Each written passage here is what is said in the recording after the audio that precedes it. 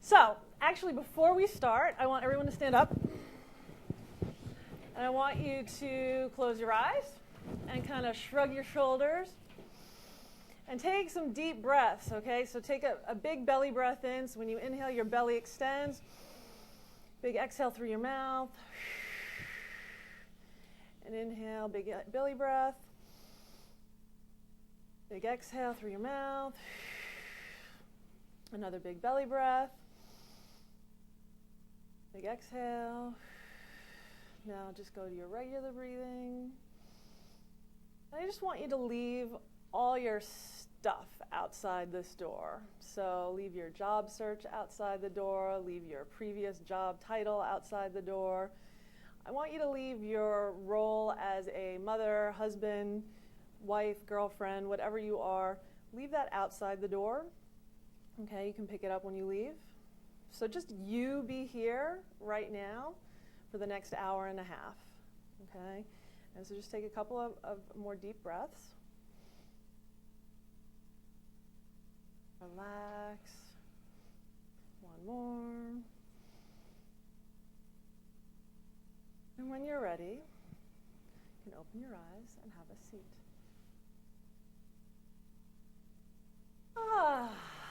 Hi, everyone. Do you see what a difference that makes? Right? That took us, what, less than 30 seconds, I think? So if nothing else, that is what you should take away from my talk today, is to breathe. We forget to breathe, and especially when you're a little stressed out because you're looking for a job. So you really have to, it's like hitting a refresh on your computer, right? Just a little refresh. And then if you can even do a little bit more than that, that's even better, right? If you can take 5 minutes, 10 minutes, 15 minutes every day, the beginning of your day, the middle of the day, the end of the day. I like to do it in the beginning of the day because it really kind of sets the tone for the day. And I also like to do it when I come home from work, or when I'm sort of transitioning from work mode into relaxation, dinner, or whatever you want to call it mode. But it's really, really important to do that. Okay, because you really want to continue to get connected and centered with yourself so that you can have a clear mind and you can have a clear focus and you can have the energy that you need to do the job search in the best way you can. Okay, so I'm going to be talking about a lot of different things today, but I'm going to constantly keep coming back to that theme of checking in with yourself and making sure that you're doing what you need to do for yourself in all areas of life. So how many of you here have been recently laid off, like within 2 weeks? Wow, okay, so welcome. How about 3 months or less? Okay, 6 months? Year? Wow, okay. More than a year? A couple people. Okay, we're living in extraordinary times. Okay, I did this talk for the first time 7 years ago. So, things have changed. I have no silver bullet answer. I'm going to say that right off the top. I'm not going to guarantee that you're going to get a job after listening to me speak for an hour and a half. But what I do hope is to give you a little pep talk, right, to reinvigorate your job search so that you have a much more positive attitude, because you need that after a while, especially you guys have been out, it seems like, for a while. I also want to give you some motivation, some inspiration to really actually think differently about your job search and to try to shift your whole perspective about work and what you're looking for, and to try to be more strategic about what that is, and that should actually help you in your job search. And then I'll give you some practical steps and some suggestions that should help you once you figure out what it is that you want to do to try to actually manifest the job that you're looking for. So, and if I was not fired, I guess, from my first job, which was I was teaching, I had a one-year contract teaching Spanish at a private school. My contract was not renewed, so I don't know what you want to call that, if I was laid off, fired, whatever. But at that point, I was a straight A student. I had never failed at anything in my life. And, I failed because I was not asked to be back. Now, I was teaching 2 junior high classes and 2 upper school classes, and I was not cut out at all to teach junior high, so God bless any of you who teach middle school. It's a very, very specific talent. But I would have never on my own given up because I don't fail. I just keep going, right? So, but thank God that my the faculty department head, she had the wisdom to know that I really wasn't cut out, even though I knew in my heart of hearts I wasn't cut out to do it. And then that led me on a journey to really travel the world, to start a nonprofit organization, to meet people I would have never met before, to be standing in front of you today, to do the coaching that I do. None of that would have happened. None of that would have happened if I had not, if that contract was renewed. And my life is infinitely more fulfilled and much more in harmony with who I am than teaching discipline and study skills, to 8th graders. So, and I'm sure all of you know people in your life who have lost their job in the past and have all probably said that was the best thing that could have ever happened to me. When you're going through it, maybe not so much. But in hindsight, they probably said, you know what? At the end of the day, that was a really good thing that happened to me. So try to keep that perspective. And there's a lot of famous people who have stories, and I think there's books written about it, but our own Mayor Bloomberg, I believe, was fired from E.F. Hutton way back when, and he did pretty well for himself now. So I hope to uplift your morale, give you some broader perspectives, and make you a little less stressed, okay? One of the first things that you can do is really shut off any outside voices. And the news, now, of course, they've shifted to the oil spill, which is tragic, but at least they've gotten off of, the economy's, in the pits and everybody's unemployed, so you don't have to hear that every day on the news as much. I'm not saying one's better than the other, but let's make sure that we monitor the outside noises that we're getting. And the people around us also. If you have negative people saying, oh, you're never going to get a job, or, I'm having the worst time getting a job, get rid of those people, okay? You don't need that. You probably have enough of that going on in your own head. So, and you have to remember that everyone's situation is different. Every single person sitting here has a different circumstance as to why they're sitting here, why they lost their job, and what their needs are for the next job. You're all completely different. So you can't compare yourself to anybody, okay? So don't put yourself in the same mix, same group of people. Don't get that mob mentality mindset. You're an individual. You have what it is that you need to do, and you will do what it is that you need to do. And everybody else, it just doesn't matter. So don't get caught up in the hype. And of course, just surround yourself with as many positive things as possible. Positive people, positive books, positive TV shows, radio, blogcasts, whatever works for you that's positive. And, it is a reality. So you also have to deal with the reality of the situation. But again, and these are extraordinary times. So first of all, forgive yourself. You know what I mean? It's not such a taboo to have lost your job anymore. And it's not going to be an issue when you go to try to get that next job. It just isn't. Times have changed. Life is different now. Okay, so just get rid of that. Stop beating yourself up. This is a great opportunity to really dig in and figure out, if you haven't already, how resourceful you can be. And we'll talk a little bit more about that. Tapping into strengths that maybe you didn't know that you had. And really developing some others that might have been underused at your last job. So, and the other thing that I wanted to mention, I don't have PowerPoint or anything, but I want to assure you that I have some handouts. So I'm going to be giving you a lot of information. You can take some notes, but I do have some handouts that you can take with you as you leave. So, and also in many cases, it's not as bad or as dire as you think it is. So if you've got everything else working in your life, if you've got health, if you've got relationships, if you've got other things going on in your life, okay, you'll get through this. You will get through this. It's not the end of the world, and maybe your lifestyle has to change, and maybe that's not such a bad thing. Maybe you have to learn how to cook. That's not such a bad thing. It really isn't. I know New York, we're spoiled with takeout on every corner.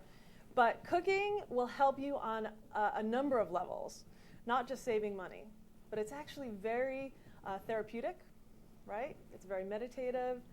It's very nutritious if you make it that way, right? So it's, really controlling what goes inside of your body, which is really important, which gives you energy to do the things that you need to do and keeps you healthy and radiant. And we'll talk a little bit more about that as well. But it's actually a really great thing to cook.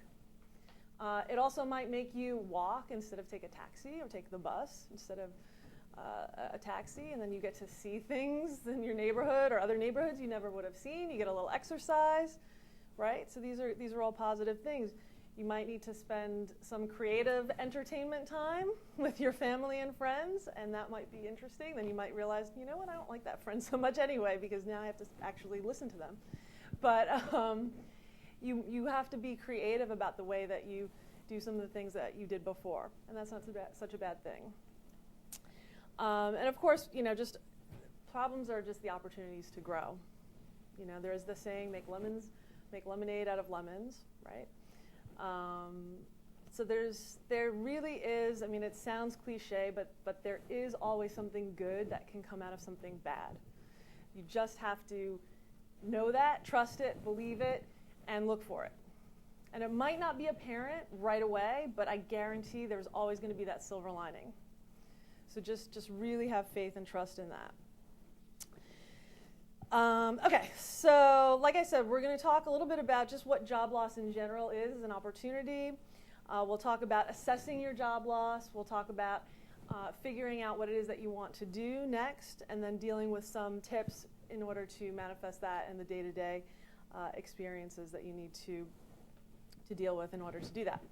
So the first thing that I want to talk about is, how is job loss an opportunity? It really is an opportunity to grow as a person, because it's really going to make you confront some stuff if it hasn't already. And it's really going to make you grow as an individual, and it's going to ask you to really reevaluate your sense of self. And what are you doing? Because quite frankly, our job is what takes up the most of our time and energy, right? So if you're working 40 hours a week minimum, plus whatever commute time on top of that, that's a lot of time. So you take that away and you're like, what am I doing? Who am I? What's going on? So, some of us are inclined to do a lot of self-examination and be reflective, and some of us aren't. And so everyone really needs to do that at some point. So this just might be your time to have to do that, because you kind of didn't do it on your own already. So I also like to say, and this will come up as well a couple of times, but if there were probably reasons that you needed to leave and you didn't act on them, so therefore it got to the point where the universe just kind of did it for you. So, either way, it was going to happen. And so it really does force you to confront all these different areas of life. The number one thing, of course, money, right? Because most of us work for the money. So, we can spend an hour talking about this, but it's going to make you, how do you handle it, how you save it, how you spend it, how you relate to it, your self-worth. It's really questioning your self-worth. But I'm here to tell you that you are not your bank account. You are not your salary. Money is just money. That has nothing to do with you. You get that? It's nothing to do with you. So don't let the amount of money in your bank account or your salary make you feel more valuable or less valuable as a person, as a human being. It has nothing to do with you. Granted, if you have a little bit more self-worth, generally your bank account will raise, but not necessarily. You know lots of people that are idiots that make lots of money.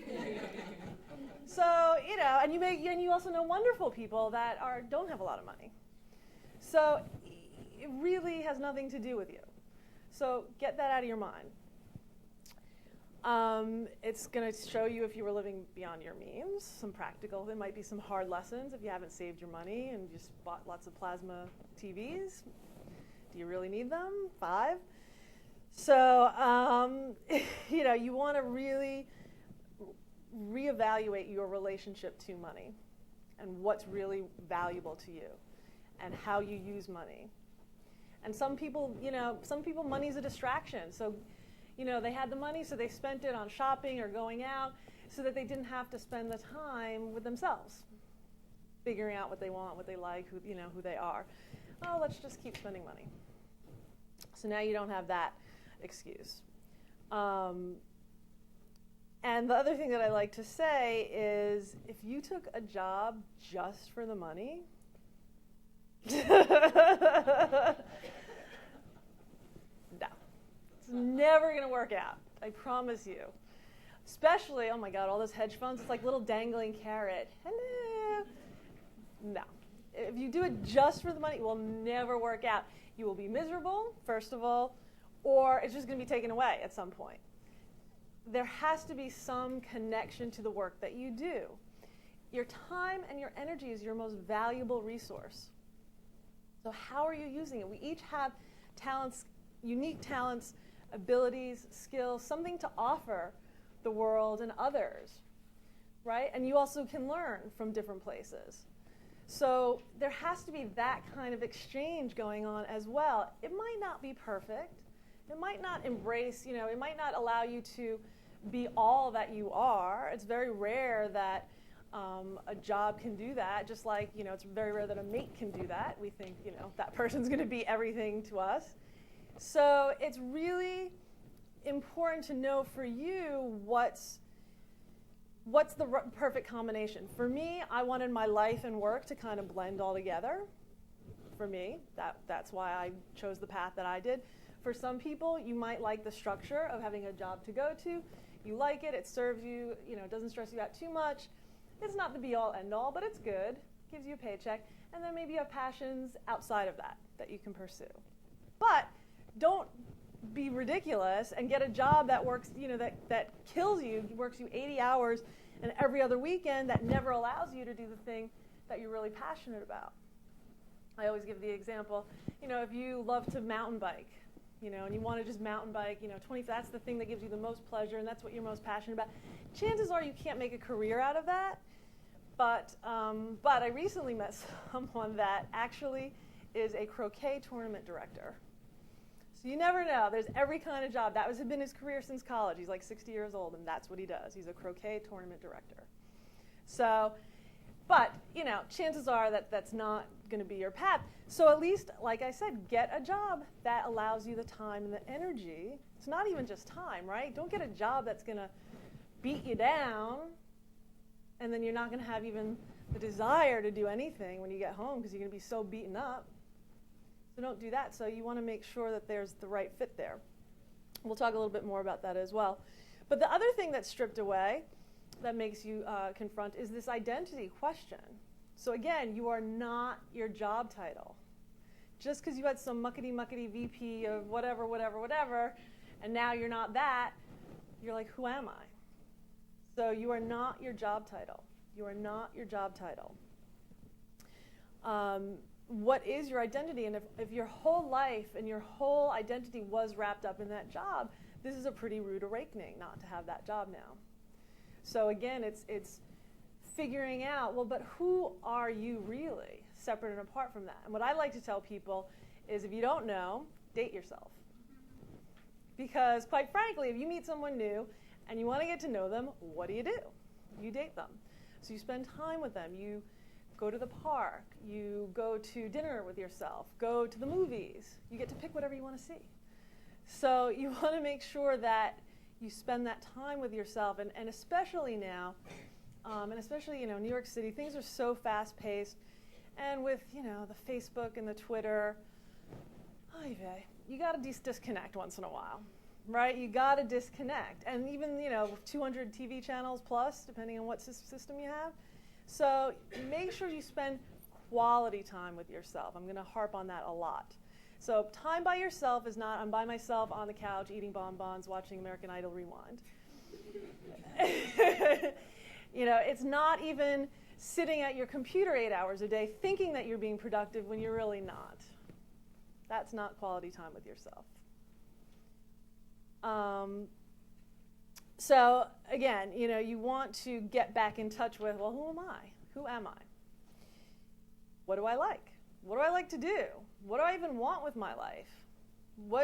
Now I've got this great opportunity to create a new life. I have a kind of a fresh start. We zeroed out on the odometer on our car, right? Is it odometer? Is that what it's called? It's New York. I don't drive. So you want to make sure that, you take this opportunity to make some adjustments to create the life that you really want.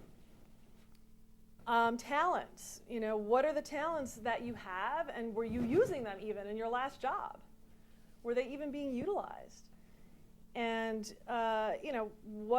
if you hate numbers and you were doing bookkeeping, like, what's that about? And if you really don't like people, you're kind of more of a loner, go by yourself, and you're doing sales, not a good fit. So, think about what it is that you were doing, and does that suit your personality, skills, abilities? Your lifestyle and your goals. So I always like to ask people when I work with them, I always say, I'm a genie, okay? And I say to them, you don't have to worry about money, ever. How would you use your time and energy? What would you do? It's a great question, and a lot of people can't even answer that. So you got to start there. If you didn't have to worry about money, what would you be doing? How would you be spending your time and energy? And then see what's in that to see what can actually translate into some form of a job or your own business. And I really caution people that a lot of people think, oh, I don't want to work 9 to 5 anymore. I'm going to start my own business. Easier said than done. It requires two completely different mindsets. And so you really need to, again, go back to understanding yourself and understanding what kind of structure you like and what kind of, yes, when you're an entrepreneur, you get to make your own hours, but they're usually 24/7, not 9 to 5, so. But for some people, that is the best use of who they are. They're creative and dynamic, and they want to live and breathe their work, and that's fine if that suits them. But it doesn't suit everyone, and you have to know that for yourself. So again, your time is really, really important. How do you spend your time? And it will really show you, once you don't have the job, were you a workaholic? Were you a workaholic? And maybe what you need to learn how to do now is relax. And a lot of us have problems relaxing. We don't know how to do it. And also because society tells us, work, work, work, work, work, be productive, be productive, be productive. Well, I have news for you. Relaxing is productive. Okay? So if you're really stressed out, if you're going, and grabbing all the time, there's no room for anything to come in. There's an ebb and a flow to things. And so, you always hear too that, on the golf course is when the big idea comes for that next product or the big marketing, campaign. Or where, you're in the steam room. That's when the ideas come. That's when the solutions to your problems come, when you relax, right? So you put all the energy out, focus, try to figure out, but at some point you have to let go so that the answer can come and that the solution can come. So it's really important to make sure that your time is a balance of both effort, energy, work, and relaxation and pleasure and fun. And I give you permission, just because you don't have a job doesn't mean you're not allowed to have fun. You're allowed to have fun. You're allowed to have pleasure. You're allowed to take at least one day off a week from your job search. I did a course at NYU on Monday, and people gasped when I said that. And one person said, a week? And I said, yes, a week. You have to take that time. You need to also not be on that computer 8 hours a day. It doesn't make any sense. I always suggest doing 4 or 5 hours at the most, and whenever the best time of day is for you, that's when you should be on the computer doing your job search. Any more than that, I don't think really works.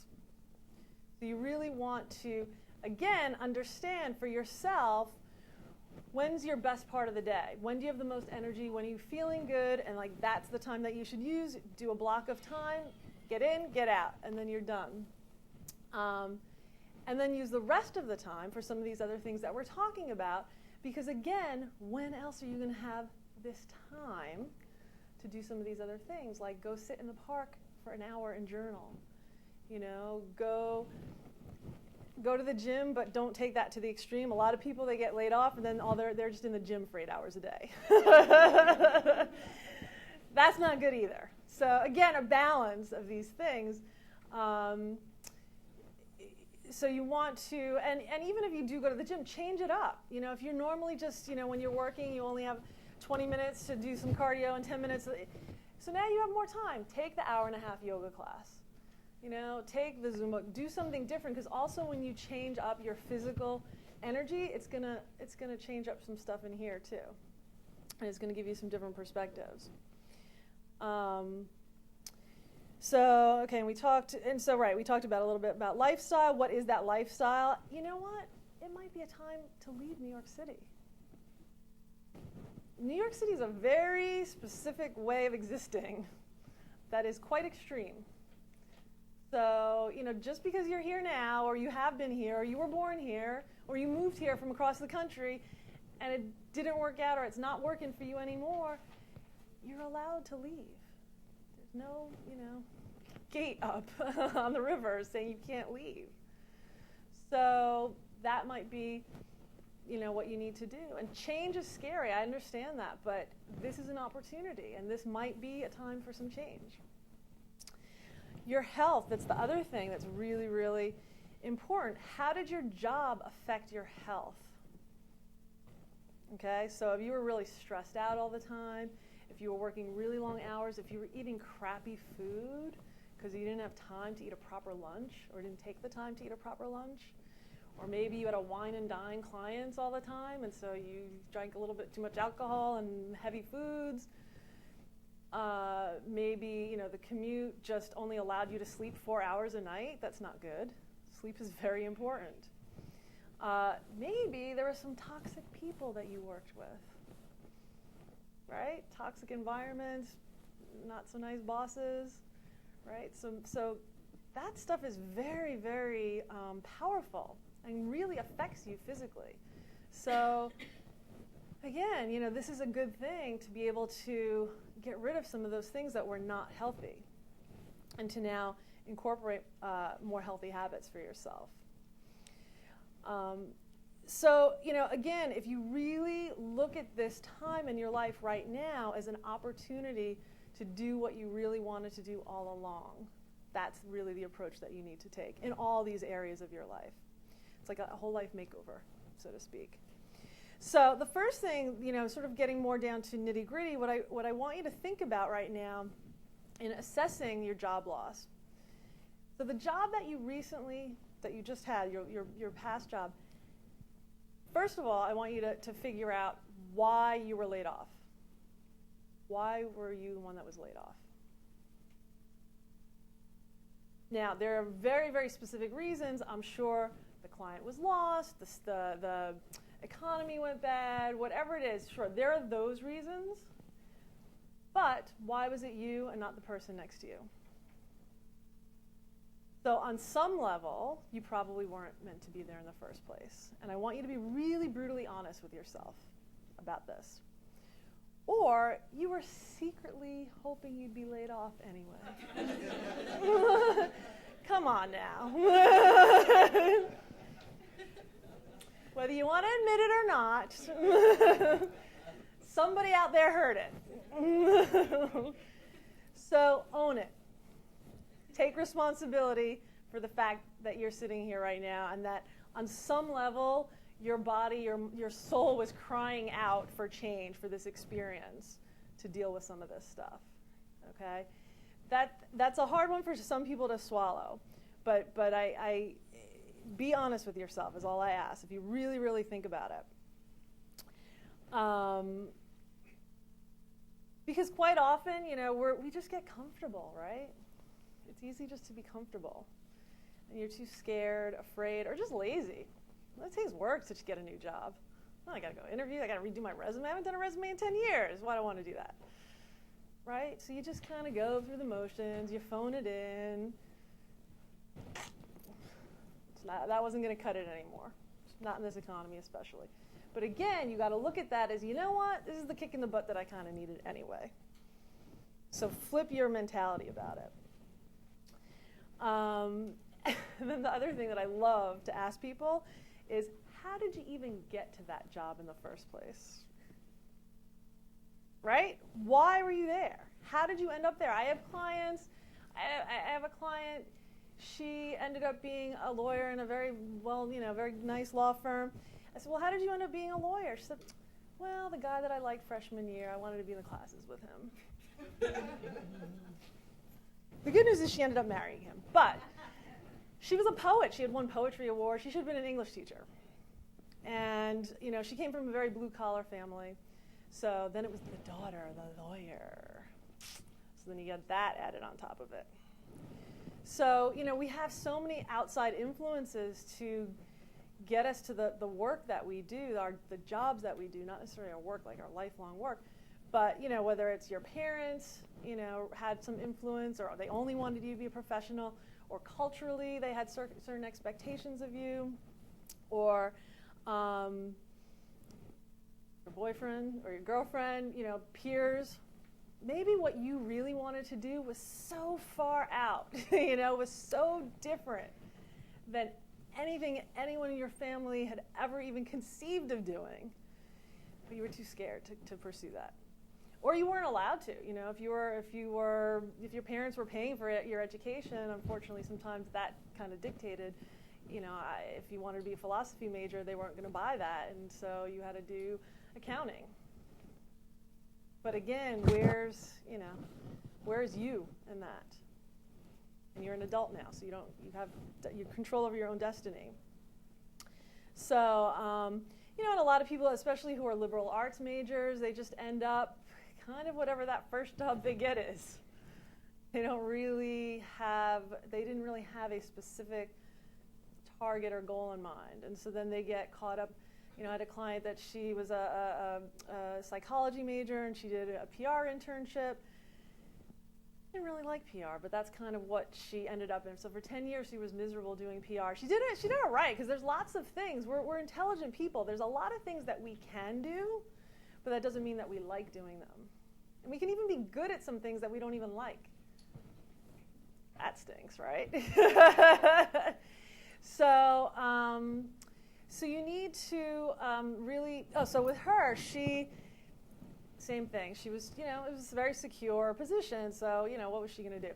Well, they lost a big client, and so a third of the company got laid off, and of course she was one of them.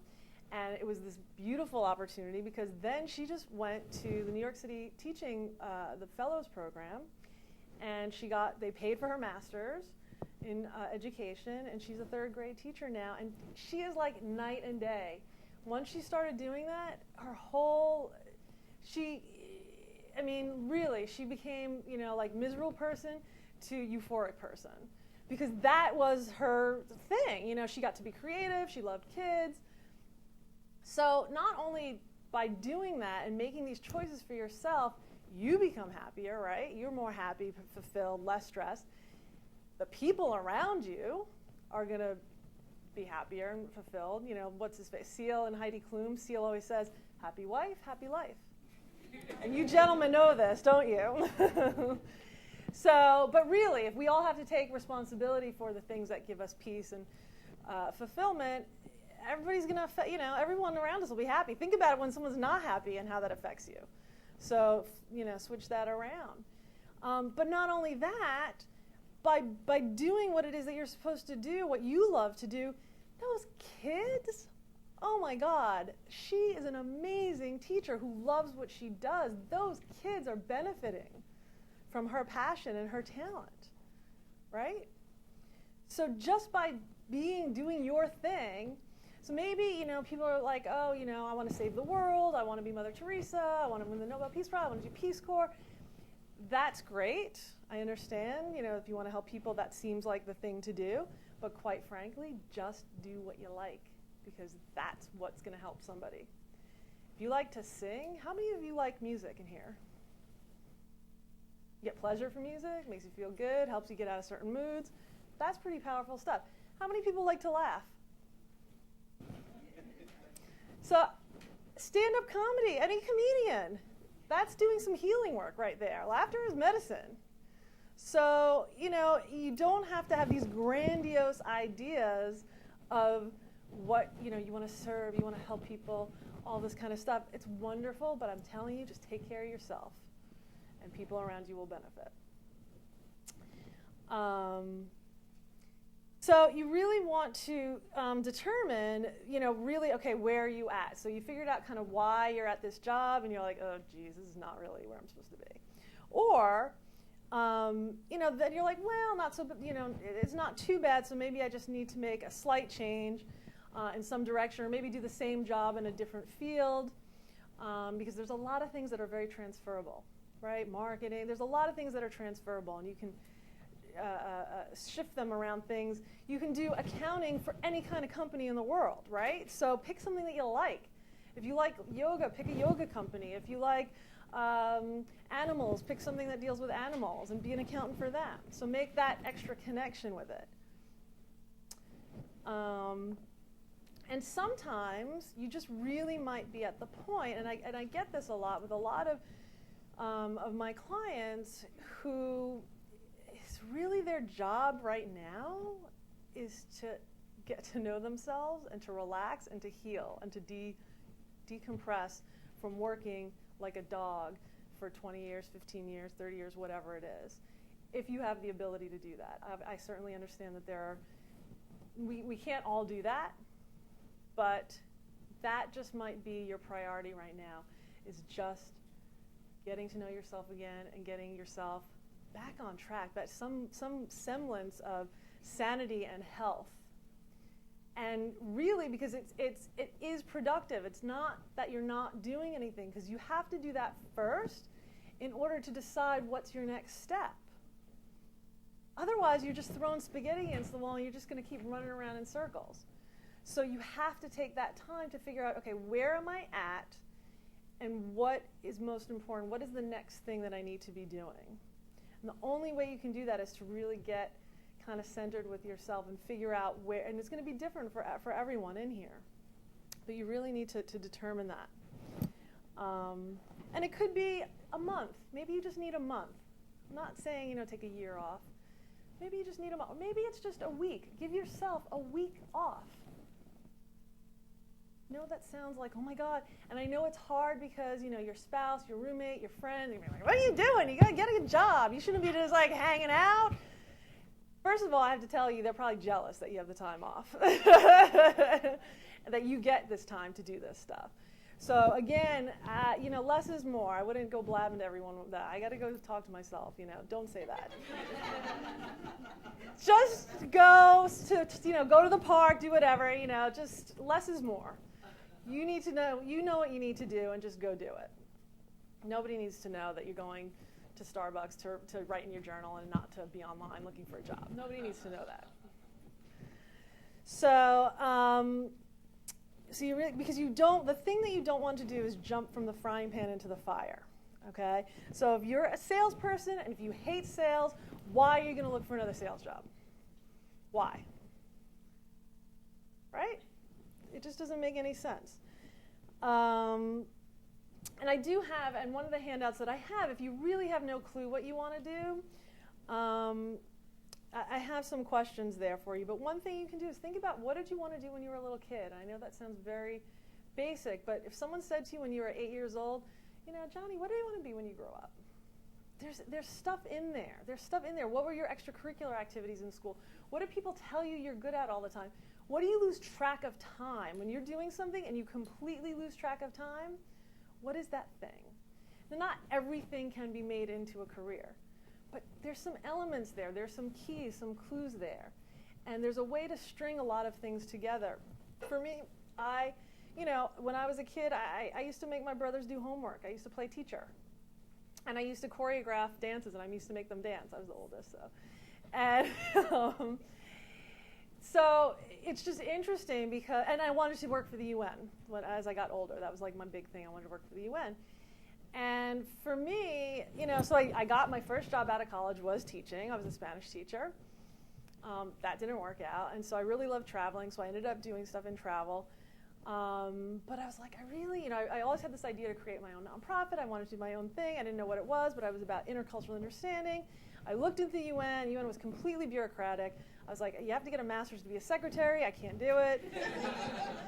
I live next to the UN now, though.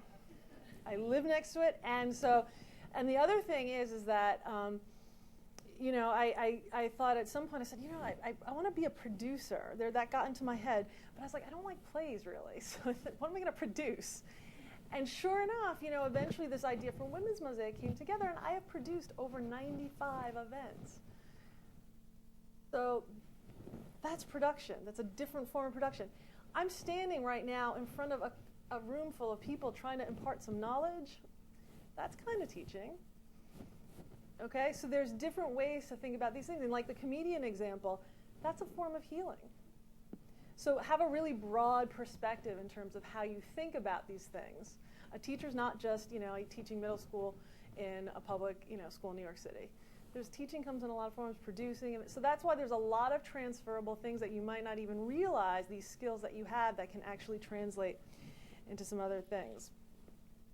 So, and again, like I said, I do have a handout to help you with that. And that's one of the things that you can do when you're journaling. So if you're the type of person like, I don't know how to journal, there's some questions there that'll help you. That will start you off.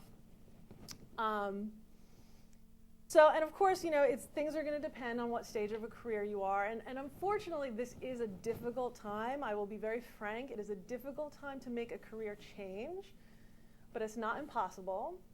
And if you know what it is that you want to do, now might be a good time to do just some stepping stones. So volunteering is a great way to get new skills that you might need to develop, things that you want to learn, or things that you want to transition to. I had someone, we're a small nonprofit, so I had someone that did corporate communications for many, many years. She wanted to go into nonprofit. She didn't have any experience, so I said, we need a printed newsletter. So she created our newsletter from scratch. Those were using muscles and skills that she didn't use in her telecom PR job. And, she had a piece of work then to show her potential employer, which was Doctors Without Borders. And so she was able to make that transition. So I have tons of examples of people that if you can just go, maybe it's not even volunteering for a nonprofit. Maybe your friend has got their own business and you can just do a side project for them. So remember that your employers, the next person that's going to employ you, they're going to want to know how you used your time off. So it's important to be productive in all these different ways, but be strategic about it. Be strategic. If you love animals, go volunteer at an animal shelter. Or I just had someone in class on Monday. He was a market research guy, but he loves animals, so he's like doing a business plan for some shelters. So, and he had to do some surveying of other shelters and market research. So he's able to use his skill, but apply it to something that he's passionate about. So really think about that. And if you are able to do this, work for free. I had someone in one of my seminars, she said she wanted to work at this company. She said, I'll work for you 1 day a week for free. And guess what? They eventually hired her. So especially now when people are hurting and people are overstressed and overworked, you got to be creative and you got to take initiative and you have to really put yourself out there. Who would not take someone working for free? Or especially if you want to do like a lot of the food businesses, if you can just be like, look, I want to learn everything there is to learn. And I'll come in, 2 days a week or 1 day a week or whatever it is that works for that person. Make it happen. Make it happen for yourself. There's also, if you have the means to do it, there's something called vocation vacations. I don't know if you guys ever heard of this, but you can actually pay. There's actually a program where you can pay to go be an apprentice for some of these more exotic sounding things, like be a cheesemaker or chocolatier or something like that. So you can Google vocation vacations. Or just take a class. take a class in whatever that thing is, whether they're free classes at the library or NYU or the Learning Annex, or there's plenty of classes. I mean, we're in New York City, the resources are infinite. So take a class, get an idea. My client that went from PR into teaching, in the interim, she went and she worked at a pottery painting place doing kids' birthday parties, because she just wanted to make sure she liked kids, that she could work with them like all day, right? So you want to make sure, so do something like that. Make sure that whatever you're doing is strategic and serves a purpose for you. When I left my travel job and wanted to start my own nonprofit, I said, you know what, I need to be more articulate and assertive. And so I got a telemarketing job. Did I care about selling drugs from the doctor's office for the drug company or whatever focus groups I was setting up? No. But it made me develop some skills that I didn't have. Okay? And then I did cold calling for a printing company, and then I was kind of good at it, and he's like, I want you to go on the appointments, and I was like, go meet with people? Like, oh, but again, these were ways for me to develop myself. And now we have great bookmarks that I get from him. So always keep your relationships. Make sure it all connects.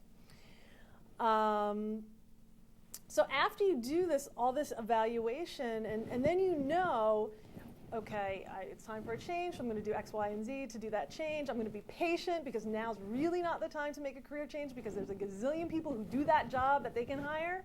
Why are they going to take someone that's never done that job? Be realistic.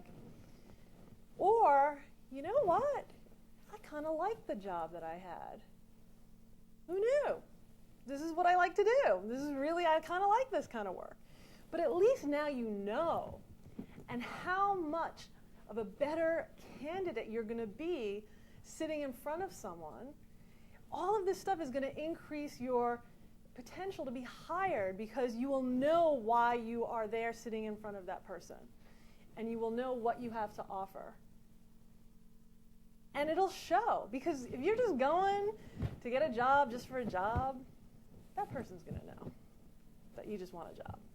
And I'm sorry, that's just not the way to do it, and you're not going to get hired, and then you're going to get frustrated, and then you're going to feel bad about yourself, and it's going to be this really downward spiral. So that's great, because if you figure out at the end of the day what you were doing is what you still want to do, beautiful. Now you can go sell yourself a lot better, okay? So once we figure out what this thing is that we want to do, we want to be really creative and think out of the box, especially in this economy. Unfortunately, who you know is really important, okay? It's never going to be check this box, oh, okay, it fits, great. No, especially not now. So the big companies especially, where you send your resumes through the website or Monster Career, all those things, they're just going in a pile. They're matching up keywords, and they're going in a pile, and you're lucky if anyone ever looks at them, quite frankly. I'm going to be really, really honest, and I've talked to recruiters and HR people, so I'm not making this stuff up. So you need to get somehow to surpass this pile with a name. Any name. I don't care if it's your brother-in-law, sisters, cousins, dog walkers, aunt.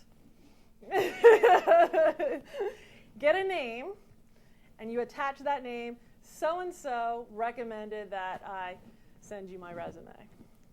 I'm telling you, it will go in a different pile then, and then it will be looked at least. I'm not saying it's going to get you the interview, but it gives you a chance.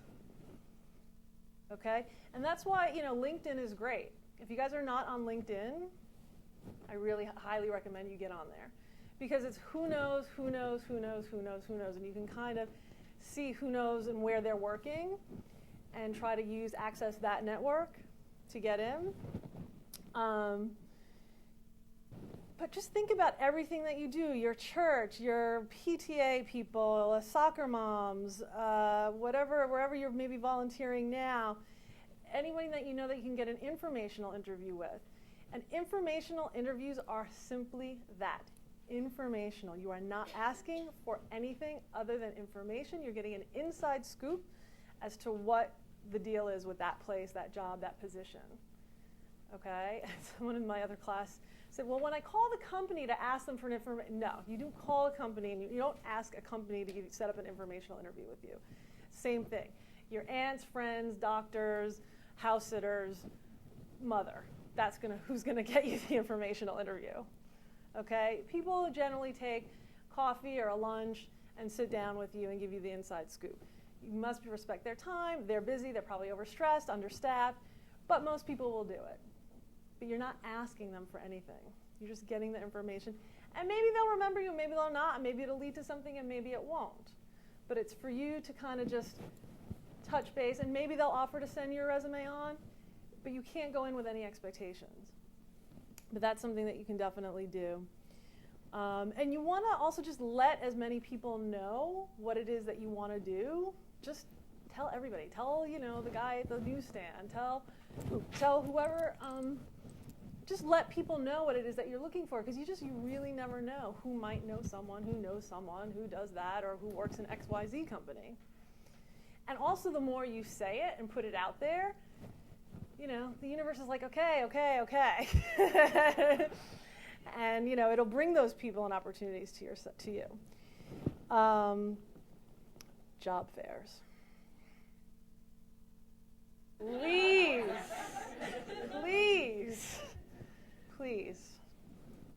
The only reason you should go to a job fair, is if you have done all this work that we talked about, identified a company, and they're going to be there. And you need to get in front of somebody.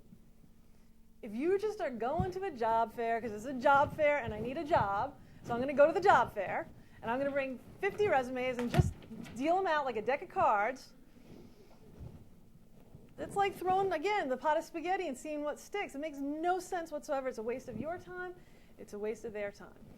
If you have the time and maybe there's some things there that you just want to learn about, okay, fine. But, don't go, save the trees. Don't hand out all those resumes. It's such a waste. Okay. What else? So, okay, now I'm going to give you some unique ways of finding the job that you've now identified. We had the Olympics this year, right? Earlier this year. So what is one of the techniques of an Olympic athlete, you think? Visualization, thank you. So they've got their eye on the prize. They want to do that perfect, 10 vault. They want to do the perfect McFlip thing that guy did, right? The whatever you call that thing. In his head, over and over and over and over and over and over, you're going to imagine that, right? So that's a technique that you can use. If you want to take that further, you take images. You can cut out images of that job or the lifestyle, the company logo, if you're that specific. The more specific, the better. But if you don't know exactly what it is, just cut out things that have the essence of what it is, and you put that up. And so you look at it every day so you don't forget what it is that you want, and you don't get sidetracked. And it reinforces to you what you want. You keep looking and keep looking. And again, the universe is like, okay. And eventually it's going to bring someone who knows someone that knows, that place that you want to get. So it's really, it's a great tool. I like to tell people, go hang out. If you know really where you want to be, go hang out there. Go hang out there during lunch, get your coffee there, do your job search there. Be in the atmosphere, be in that environment. Dress the way you want to be. So if you want to be an investment banker, start dressing like one. Okay, if you want to be in fashion, start dressing like that. Go to the events where these people hang out. There's a gazillion events in Manhattan for every possible industry you can think of. Go on LinkedIn, EventMe.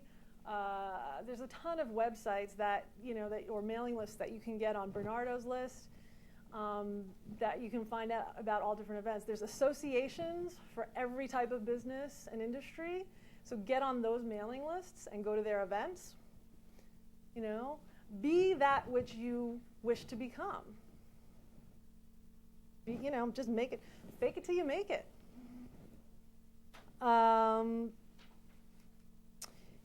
Okay, so those are some ideas for you there. Oh, and affirmations also. Okay, those of you who knew about Jack Handy on Saturday Night Live, I love myself. Okay, but there is some, and I know, and look who became a senator, right? So, but affirmations are really important because, again, you're articulating what it is that you want. So it's great to visualize, it's great to have the image, but then it's also great. I am the senior vice president of XYZ, corporation in Atlanta, if you want to be there. And just say it. Just say it, write it, put it on, above your computer. That's what you are.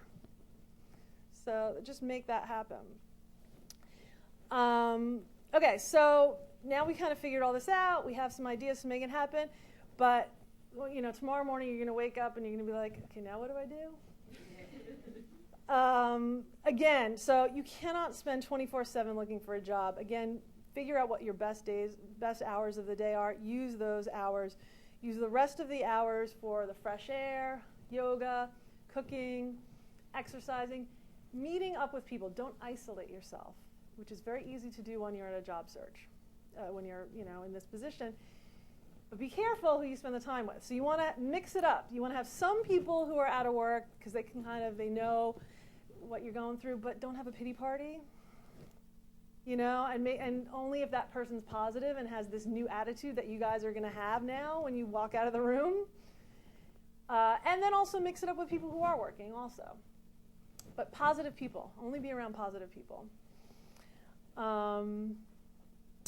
And again, the more, if you really take this approach, I guarantee you, when you sit in front of that person that's looking to hire you, you're going to be perky, you're going to have energy, you're going to feel good, you're going to be relaxed. And wouldn't you want to hire someone like that? Not someone who's like beaten down, frazzled, stressed out, miserable, woe is me. No. So, and the other thing is, and as far as groups, I actually run, you guys got a sheet, I do group coaching. So every Tuesdays and Thursdays. So if you sign up to be on my mailing list, you'll get all the emails and reminders for that, as well as my little personal growth gab that I do every week. And like I said, take that one day off a week. But you really have to remember that this is a process. It is a journey. Things do not happen overnight. We are living in an age of instant everything. Texting, BlackBerry, I am this, I am Facebook, I am twitting, I'm doing all this kind of stuff, right? It's instant, instant, instant, instant. That is not how life works. The acorn does not become the oak tree overnight, right? Look at nature. Or let's do my cooking analogy. I made a lot of soup this winter. You chop up the vegetables, right? Chop, chop, chop, chop. Put it in the pot, put some water in there, put some seasoning, whatever. Is that soup? It's pretty disgusting if you ate it just like that. Things got to cook, right? It's got to cook for like at least an hour. It takes time. If you're baking cookies, you put all this stuff in the batter. Yeah, maybe you like to eat the batter, but that's not really cookies. It's got to go in the oven, and it's got to bake for at least 20 minutes. So you've got to remember that things take time. And we forget that in this digital, technological, New York City place, especially, that we live in. Things take time, and patience, the cliche, is a virtue. Patience is a virtue, and you have to learn that, and you have to learn how to slow down and just go with the flow. And be patient and trust that whatever it is that you're doing and all this work that you've done will work out. It will work out. And you have to just really also recognize that your next job just might be temporary, and that's okay. It's just a stepping stone. But as long as you know why you're there, as long as it makes sense for you, cool. Check your ego at the door. Check your ego at the door.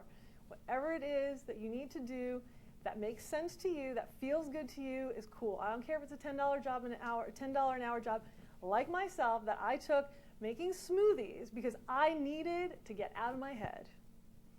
I needed to have social interaction. I needed to get out of my head, and I didn't care.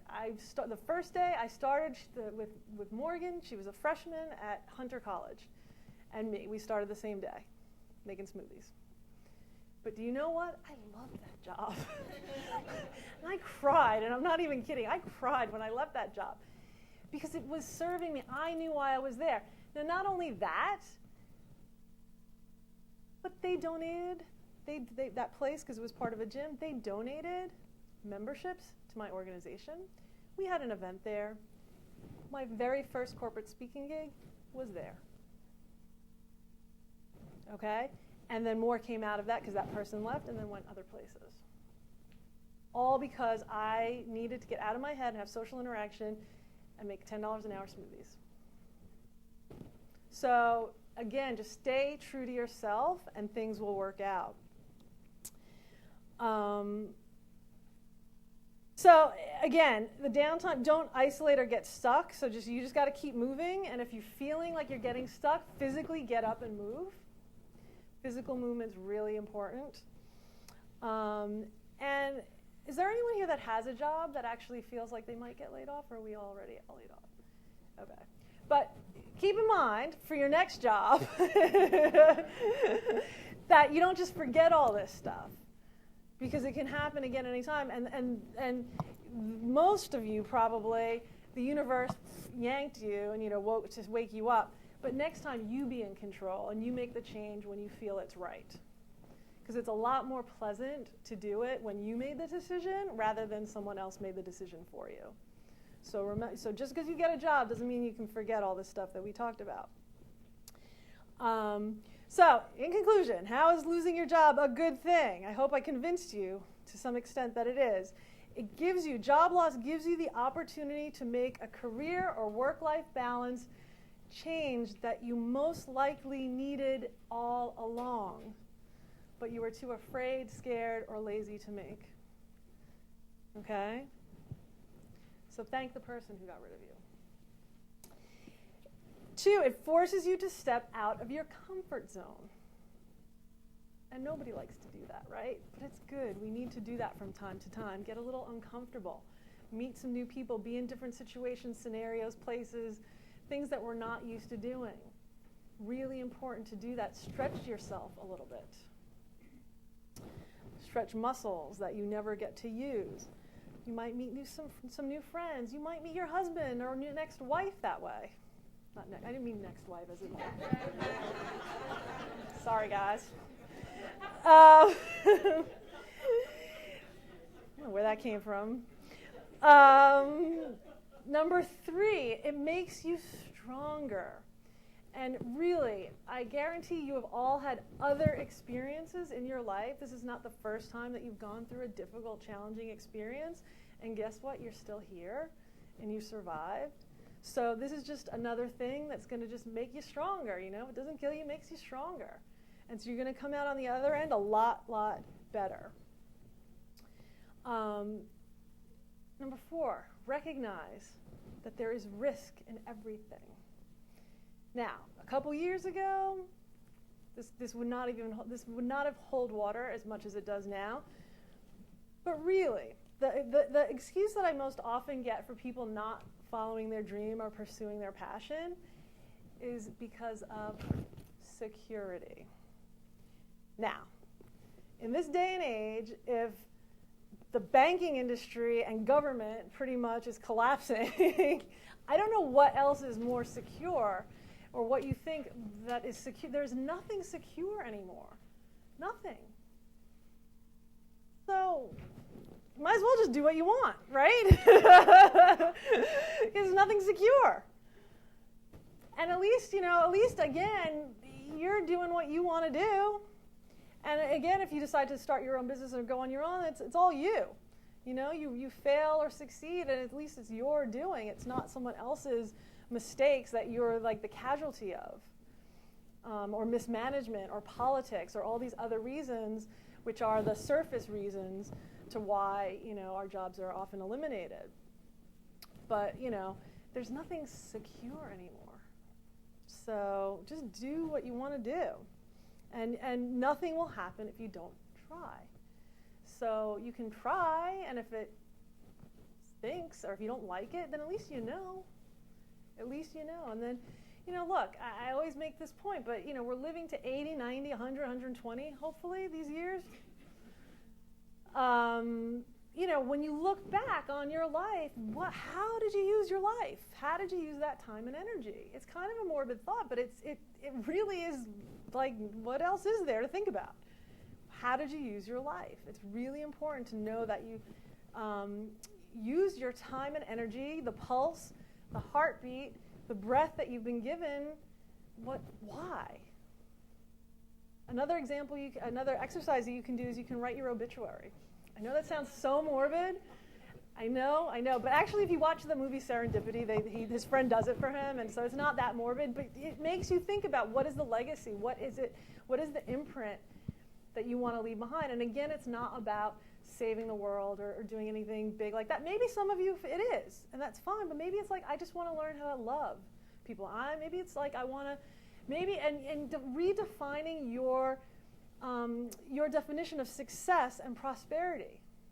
So it can be different from everyone.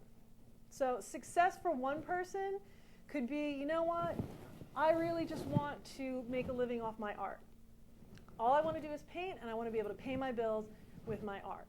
And so for that person, maybe that's, I don't know, $50,000 a year, $40,000 a year, whatever it is, and that is success to them. They would feel prosperous with that.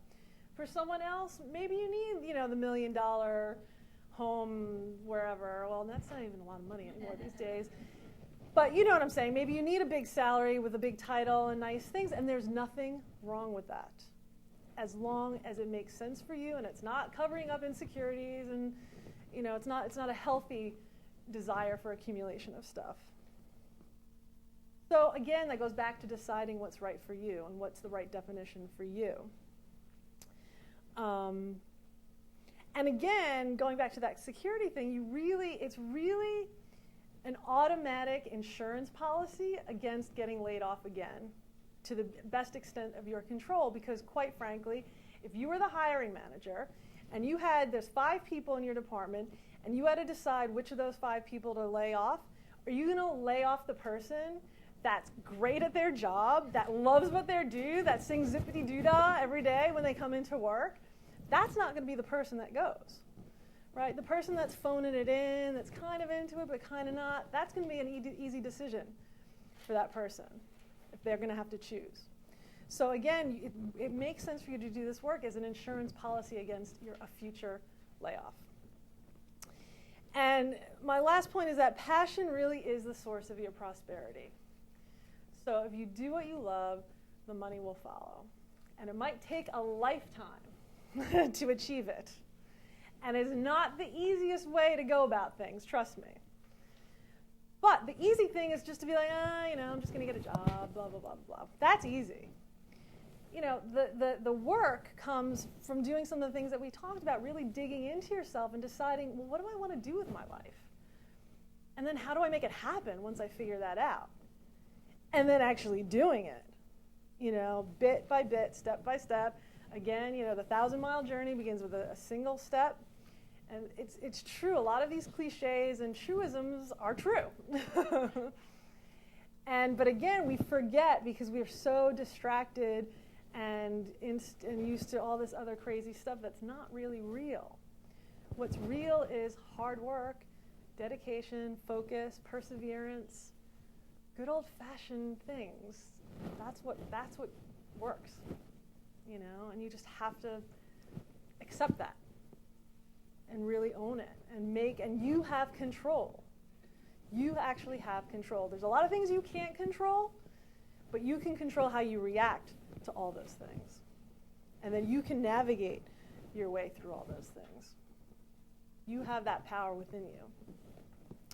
So what I like to do also is, I've given you a lot of stuff to think about, and I will open the floor to some Q&A. But I know that once you leave this door, you're going to forget about 50% at least of what we talked about. So, which is okay. So I want you to at least try to remember a couple of main things that really struck a chord with you. And what I have to help you remember are these little bits of money to remind you that if you do what you love, the money will follow. Okay? And also just to remind you of whatever it is, those few things that you need to remember from some of the things that we talked about today. So everyone can take, and the amount doesn't matter, so don't get hung up on that. So you can keep those with you. And again, I'm going to open up to Q&A, but just I do have a mailing list, so maybe what I'll do is I'll pass this around as we do the Q&A. And I do have some handouts as well, which you can come up after and take. And I also am offering a special rate for my one-on-one consultation if you sign up today. So there's a sign-up sheet for that as well. But I hope that I really have been able to shift your perception about some things and kind of give you a positive mindset and let you see that you're actually in a really good place and that this is an exciting place to be and that it's an opportunity to create the life that you really want and that's really best for you. And if it's best for you, it means it's best for all the people around you and the world. So thank you for listening.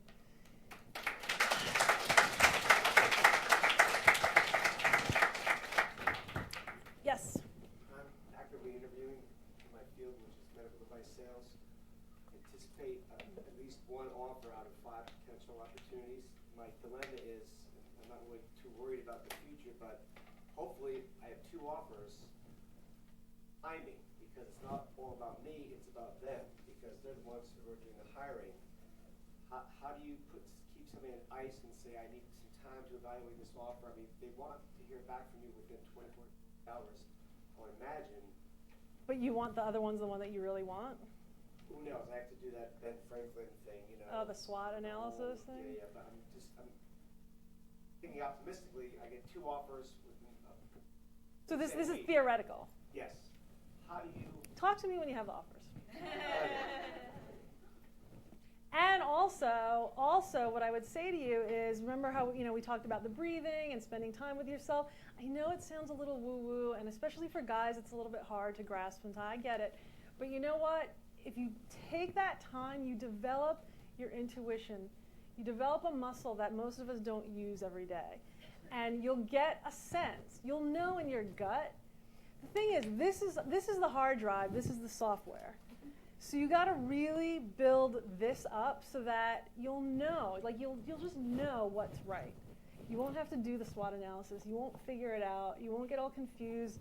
They're going to do smoke and mirrors with you and all that. You'll just know. Okay. Other questions, comments? Yeah. So what do you suggest people want to do careers? So like I noticed from my experience, I was working for 3 years in equity, so like I have like very direct skills, and right now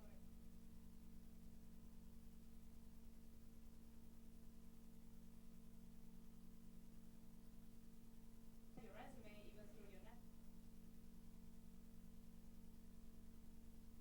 experience exactly directly in this. What's the field that you're looking to get into? Like more like business development marketing. Okay. Do you have any friends that have their own businesses? Or they're trying to start their own business even? So I would say, can I do a project for you? And you have to build up, you have to build your resume and get that experience. And like I said earlier, it's a really hard time to do a career change. It is. I'm just going to be frank. It's a hard time to do a career change. But it's a good time to build that foundation so that when things do turn around, you're going to be ready to go because you got all the experience behind you.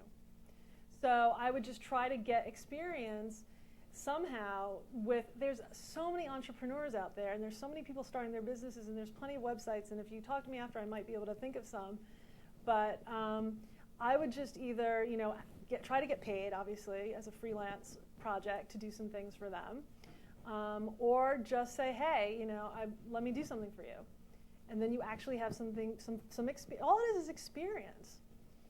So it doesn't matter if you got paid for it or not, but if you have something to show for it and you have, the contacts and everything that you've gotten as a result of doing that, they can be references for you. So I've gotten a lot of people jobs because they had no experience in whatever area it was. I give them a project, they do the project, then they go apply for the next job and they call me for the reference, and then they get the job. So that's all you have to do. That's all. I know it sounds easy, but that's what you have to do. Next question or comment? You mentioned before, which I agree with,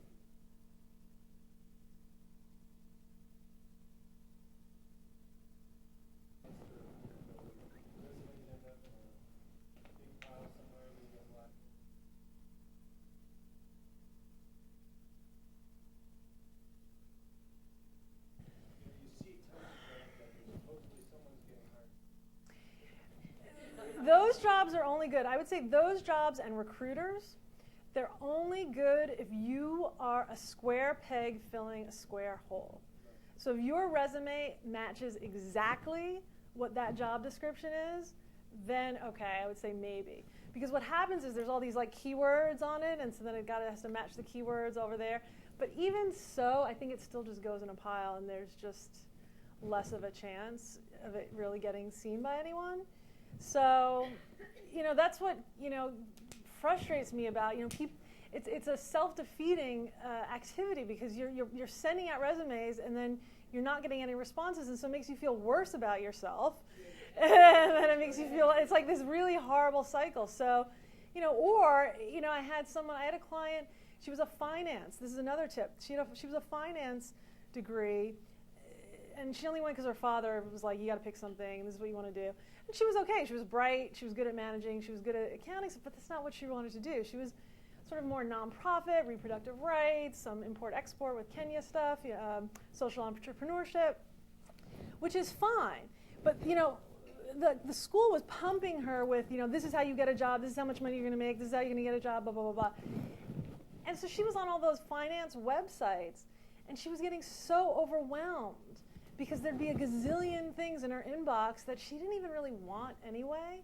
And then you start freezing because it's too much. So I told her to just get off of those websites completely. And, so now other opportunities open up to you, because then you can focus on what you really want. So again, you think, oh, let me just spread myself out there and, something will happen. But it backfires because you don't hear back from them, and then you get inundated and then overwhelmed. And the other thing is, I have a client, she's an art director. She doesn't want to be an art director anymore. And she's been out of work for 1.5 years. And I said, well, but you don't want to be an art director anymore, so that's the message that you're giving, And so if anything, something like that, because it is a hard time to change, do freelance stuff so that you're not locked in to this, a full-time kind of thing, but you can get in and out.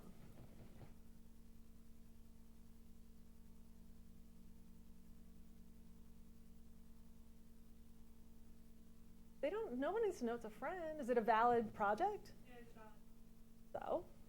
So, how would they know that they're your friend? I would put it on your resume. Oh, okay. Put it on your resume, because whatever it is, look, it's not lying, it's not deceiving, it's actual work that you did. Real work. It's real work, it's valid, it just so happens it came from your friend. I'm telling you, that's the way things happen. People, know people. This one happens to be your friend, not the dog sitters, mothers, aunts, uncles. You know what I mean? So whatever the job is, the title, her title is, she can be a reference as long as the work is valid. Yes?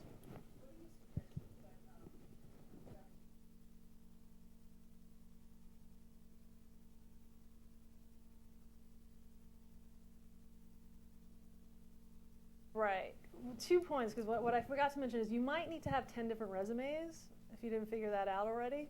So you want to make the resume fit the job that you're looking for. And sorry, that's more work. Too bad. That's what you got to do.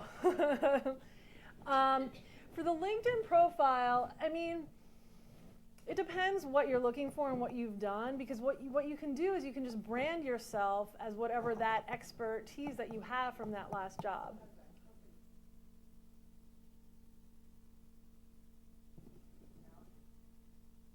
Really? It won't let you not do it? You have to change the format, because I know somebody else who did that, took out the resume.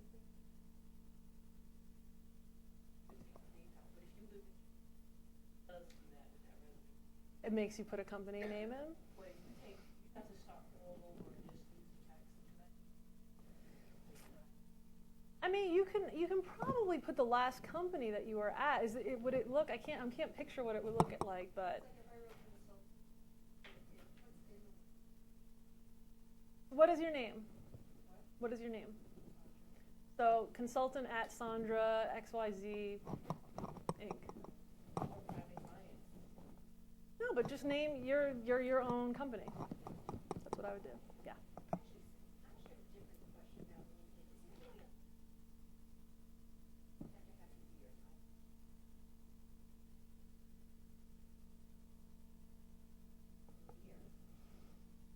I don't know, does anybody have experience with that? I don't.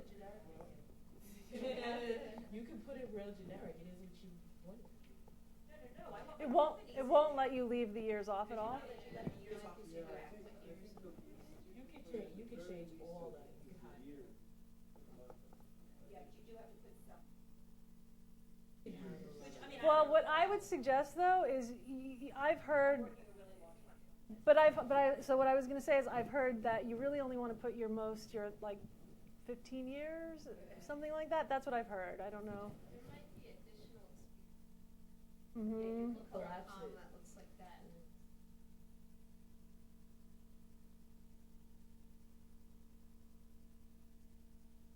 Yeah, well, but you have to, okay, you guys have to remember that the LinkedIn profile and the resume, they're just, well, they have to match, but also just don't get into this thing like that's what's going to get me the job, okay? It's a tool. It is a tool that backs up, it's a tool that either A, gets you in the door somewhere, or backs up someone that got you in that door. And it's just a reference. It's just a reference piece. So don't get crazy about the resumes, really. And be confident in yourself, because be confident that you know who you are, you know what you have to offer, and if it's the right position, they'll get it. And if they don't get it, you don't want to work there.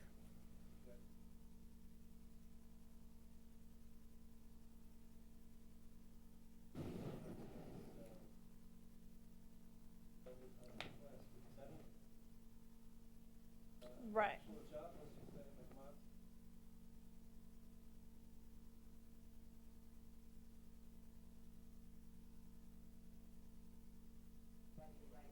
Yeah.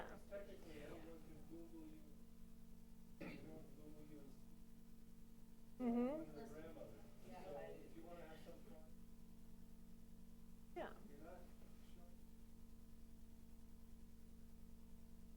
Yeah. Roll it the way you want, and it does not have to match your.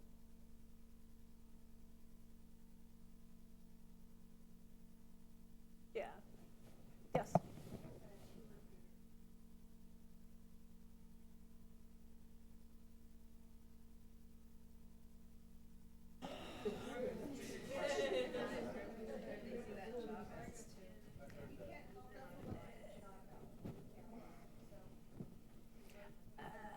I mean, I have not heard that. I have not heard that. So recruiter only wants someone that's already employed to move to another position.